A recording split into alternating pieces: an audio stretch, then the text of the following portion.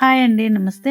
Welcome back to Hema చిట్టి. నా పేరు హేమ అండి. ఈరోజు మనము ఉల్లిపాయ బోండాలు ఎలా తయారు చేయాలో చూద్దాం. వీడియో అయితే పూర్తిగా చూడండి. ముందుగా ఒక బౌల్ తీసుకొని 2 కప్పుల వరకు శనగపిండి అండి తీసుకుందాం.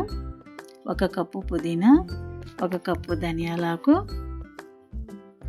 2 కప్పుల వరకు ఉల్లిపాయలు, అల్లం వెల్లుల్లి పేస్ట్ 1 టేబుల్ స్పూను,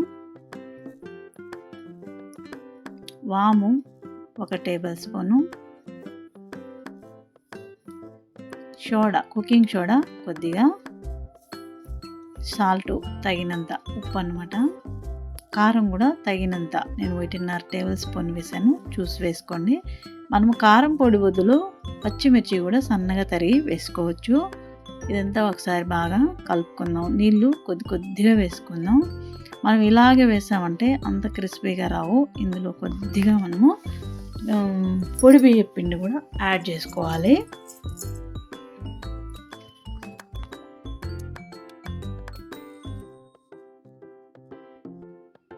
ఒక 2 టేబుల్ స్పూన్ల వరకు పొడి బియ్యం పిండి యాడ్ చేసుకుందాం. క్రిస్పీగా వస్తాయి అన్నమాట. ఇది కూడా బాగా కలుపుకుందాం.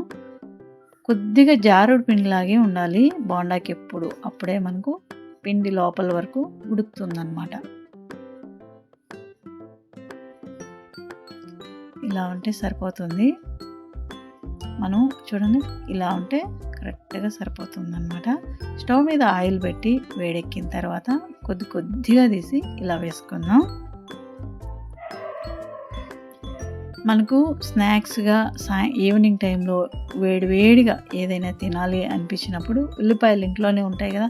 శనగపిండి ప్రతి ఒక్కరి ఇంట్లో స్టాక్ పెట్టుకుంటారు. ఎవరైనా గెస్ట్లు వచ్చినా అప్పటికప్పుడు వేసేదానికి 5 నిమిషాలలో ఉల్లిపాయలు కట్ చేసి శనగపిండి కొద్దిగా ఎత్తుకొని బొండాలు వేసేయచ్చు అనమాట.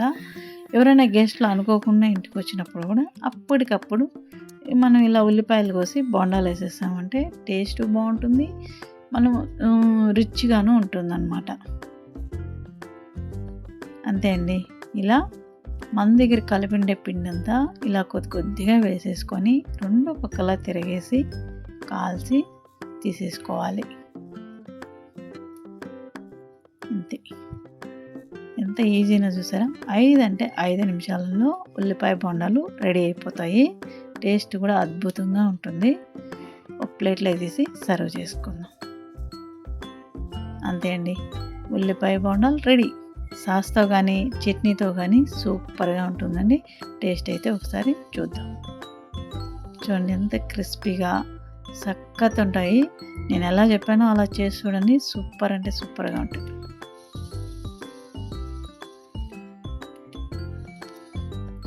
చాలా బాగుందండి. ఇందులో మునగాకు కూడా దొరికిందంటే కనుక మునగాకు కూడా వేసుకోవచ్చు, కూరాకు కూడా వేసుకోవచ్చు. చాలా బాగుంటాయి. ఈ వీడియో కనుక నచ్చింది అని అనిపిస్తే లైక్ చేయండి, షేర్ చేయండి. మంచి వీడియోలు వస్తాయి, ఫాలో చేయండి. Thank you.